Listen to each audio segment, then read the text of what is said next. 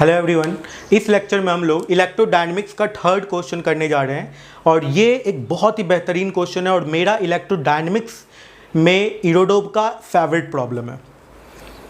इसका एक कारण ये भी है कि मुझे ऐसा लगता है कि इसको जो भी अप्रोच करते हैं, बनाने का जो तरीका है लोगों का इस क्वेश्चन को, वो थोड़ा सा गलत है।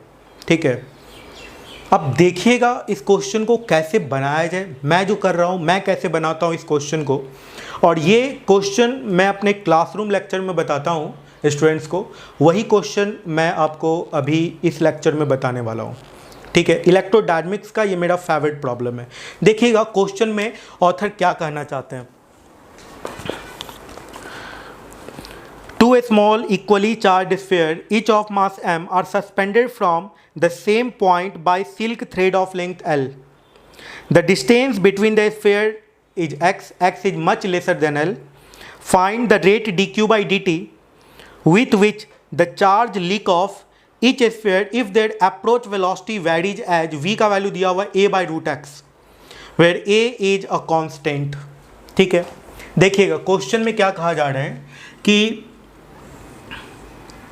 दो इक्वली चार्ज स्फीयर है, इक्वली चार्ज स्फीयर है, मतलब इस पे इलेक्ट्रोस्टैटिक फोर्स इस तरफ लग रहा होगा, है ना, नीचे mg लग रहा होगा। ठीक है, और इसमें इस तरफ इसका वेलोसिटी है a बाई रूट एक्स दिया हुआ है। अप्रोच वेलोसिटी का वैल्यू दे रखे हैं, ये v का वैल्यू दे रखे हैं a बाई रूट एक्स, या आप इसको अप्रोच वेलोसिटी नाम दे सकते हैं। ठीक है, अब ये v का value a by root x है। x का वैल्यू यदि घटेगा, मतलब इसके बीच का यदि सेपरेशन घटे तो वेलोसिटी बढ़ेगा। इसका मतलब है ये एक टाइप का एक्सेलरेटेड मोशन है, एक्सेलरेटेड मोशन है। ठीक है, और चूंकि वेलोसिटी है तो इसमें सेंट्रीपिटल एक्सेलेरेशन भी होगा। तो यदि ये टेंशन T होगा, ये एंगल थीटा होगा, तो T का आप कंपोनेंट नहीं लिख सकते हैं। स्टूडेंट्स कहाँ पे मिस्टेक करते हैं, स्टूडेंट क्या करते हैं कि T का ये कंपोनेंट T कॉस थीटा लिख देते हैं, T कॉस थीटा को mg के बराबर कर देते हैं। देखिए क्या करते हैं स्टूडेंट, कहाँ पे मिस्टेक करते हैं, T कॉस थीटा को mg लिख देते हैं, ठीक है, और T साइन थीटा को fe लिख देते हैं। ठीक है, फिर tan थीटा को fe बाई mg लिख देते हैं, और ये बिल्कुल रॉन्ग है। क्यों? क्योंकि इसमें वेलोसिटी है भाई, और यदि इस चार्ज पार्टिकल में वेलोसिटी है, ठीक है, तो इसका सेंट्रीपिटल एक्सेलेरेशन होगा, और आप इक्विलिब्रियम वाला कंडीशन यहां पे लगा ही नहीं सकते हैं। ये इक्विलिब्रियम का कंडीशन है ही नहीं। ओके, तो इस क्वेश्चन को कैसे बनाएंगे, क्योंकि वेलोसिटी है तो सेंट्रीपिटल एक्सेलेरेशन होगा। ठीक है, तो सेंटर के अलोंग एक्सेलेरेशन होगा ही होगा, और सेंटर के अलोंग एक्सेलेरेशन होगा तो mg का कंपोनेंट fe का कंपोनेंट टेंशन माइनस fe, यहां पे क्या हो जाएगा, fe sine theta mg cos theta करके फिर उसको टेंशन से सब्ट्रैक्ट करके उसको mv स्क्वायर बाय r करना होगा, है ना। तो इस केस में आप इक्विलिब्रियम वाला कंडीशन नहीं लगा सकते हैं। तो फिर आपको क्या करना होगा, देखिए यहां पे आपको सिंपल डायनेमिक इक्वेशन पहले लिखना होगा।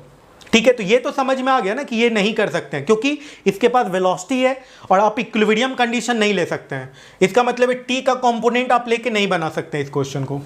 तो आपको क्या करना होगा, देखिए मैं बता रहा हूं, देखिएगा यहां पे इधर mg लग रहा है, इसका एक्सेलरेशन इस तरफ हो रहा होगा, ये यदि थीटा है तो ये थीटा होगा, तो mg का ये कंपोनेंट mg साइन थीटा हो जाएगा, है ना। ओके, और इसका fe का ये कंपोनेंट fe कॉस थीटा हो जाएगा, और इसका एक्सेलरेशन इस तरफ होगा, क्योंकि देख लीजिए x के घटने पे वेलोसिटी बढ़ेगा, है ना, मतलब एक्सेलरेशन वेलोसिटी के ही डायरेक्शन में होगा। वेलोसिटी यदि बढ़ रहा है मतलब एक्सेलरेशन और वेलोसिटी एक ही डायरेक्शन में है। ठीक है, तो इस यहां पे इक्वेशन क्या बनेगा, इक्वेशन बनेगा mg sine theta minus fe cos theta that is equals to mass into tangential acceleration, ये इक्वेशन बनेगा। ठीक है, अब देखिए क्वेश्चन को हम लोग सॉल्व करते हैं। mg साइन थीटा को क्या लिख सकते हैं, साइन थीटा को क्या लिख सकते हैं, ये x बाई 2 हो गया। ठीक है, और ये लेंथ l है, x का वैल्यू बहुत छोटा दिया हुआ है, x का वैल्यू जो है बहुत छोटा है, इस कारण से ये लेंथ और ये लेंथ, देखिए थीटा बहुत छोटा होगा ना, यदि एक्स यदि बहुत छोटा हो जाए तो थीटा बहुत छोटा होगा, तो sine theta equal to tan theta equal to theta. इसका मतलब ये लेंथ और ये लेंथ बराबर होगा अप्रॉक्सीमेटली, ठीक है। और यदि ऐसा बराबर कर देते हैं तो साइन थीटा को क्या लिखेंगे, एक्स बाई 2l, ठीक है।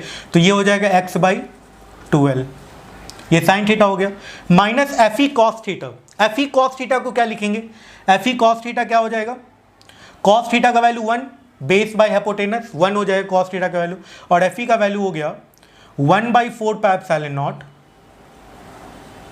Q squared by x squared, and that is equals to mass into tangential acceleration.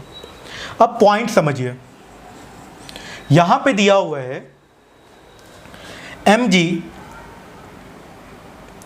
x by 2l minus 1/4 pi epsilon naught q squared by x squared, ठीक है। तो Q squared यहाँ पे लिख देते हैं, यहाँ पे 1/x स्क्वायर्ड लिख देते हैं, और ये हो गया मास इनटू टेंजेंशियल एक्सेलरेशन। अब कॉन्सेप्ट क्या है, देखिए x एक तो छोटा है, तो x यदि छोटा है तो ये नेग्लिजिबल होगा, और x यदि छोटा है तो इलेक्ट्रोस्टैटिक फोर्स में Q square by 4 pi epsilon not, ये तो बहुत बड़ा टर्म है, और बाई एक्स स्क्वायर करना है, ठीक है। तो ये एक बड़ा टर्म है और ये एक छोटा टर्म है, ठीक है। ये एक छोटा टर्म है, ये एक बड़ा टर्म है, लेकिन एक्सेलरेशन का वैल्यू पॉजिटिव है। फिर से समझिए, mgx/2l में ये वाला जो टर्म है ये छोटा टर्म है, एक तो ग्रेविटी फोर्स है और ऊपर से x का वैल्यू छोटा है और लेंथ बड़ा है, तो x/l ये और भी बहुत छोटा टर्म हो गया, ओके। और Q square by 4 pi epsilon not का वैल्यू बड़ा होता है, 1/4 पाई एप्सिलॉन नॉट का 9 × 10⁹ में जाता है, ठीक है। ऊपर से x बहुत छोटा है तो 1/x स्क्वायर का वैल्यू भी बड़ा हो गया, मतलब ये एक बड़ा टर्म है, ये एक छोटा टर्म है, लेकिन इन दोनों का सब्ट्रैक्शन यहां पे क्या है, पॉजिटिव है। ये एक्सेलरेशन पॉजिटिव है, x के वैल्यू बढ़ने पे वेलोसिटी, x का वैल्यू घटने पे वेलोसिटी बढ़ रहा है, मतलब वेलोसिटी एक्सेलरेशन सेम डायरेक्शन में है, ठीक है। एक्सेलरेशन पॉजिटिव है, इसका मतलब है ये एक छोटे टर्म में से बड़ा टर्म घट रहा है और पॉजिटिव वैल्यू आ रहा है, इसका मतलब ये टर्म और ये टर्म अप्रॉक्सीमेटली इक्वल होगा, ये वाला टर्म और ये वाला टर्म क्या होगा, अप्रॉक्सीमेटली इक्वल होगा। बस ये सब कॉन्सेप्ट था जो लोगों को समझ में नहीं आता है। ये यदि ये और ये अप्रॉक्सीमेटली इक्वल होगा क्योंकि ये एक छोटा टर्म है, ये बड़ा टर्म है, ठीक है।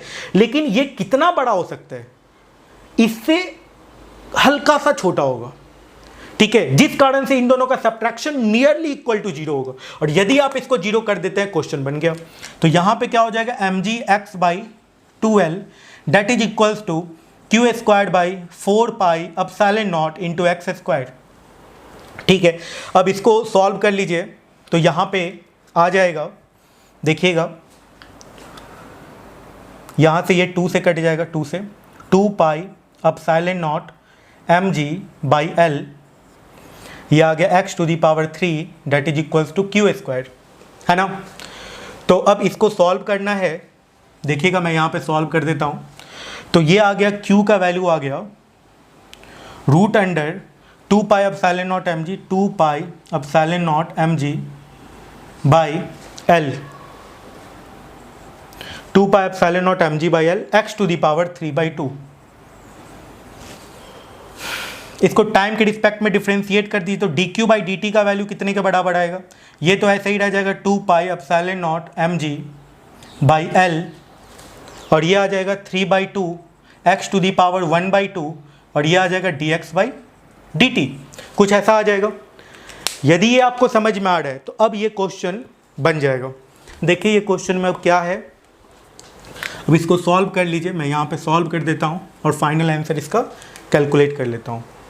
तो dq/dt का जो वैल्यू आएगा ये कितने के बराबर आ जाएगा, 2 पाई एप्सिलॉन नॉट mg/l 3/2, ये आ गया √x, और v आएगा, v का वैल्यू दिया हुआ a/√x, √x कैंसिल आउट हो गया, तो dq/dt का वैल्यू मिल गया 3/2a √2 pi epsilon not mg/l, and this is the final answer. Thank you.